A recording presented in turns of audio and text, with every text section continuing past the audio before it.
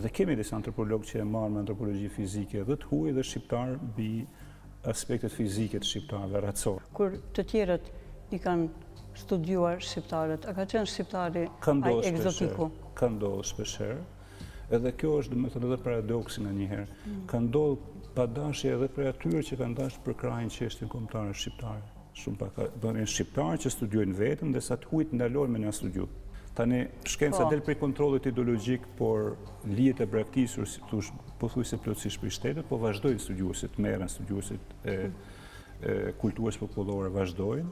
Shqipëria u mbyll prej komunizmit, Kosova prej heshtës koloniale. Na duhet një antropologji ekzistencialiste të paktën, me respektu ekzistencën e natyrës për arsye këtë egoiste njerëzore, për ekzistencën tonë. Nëse ka diçka nevojë në shkencat humane për pranimet madhe, është për pranimin antropologjike.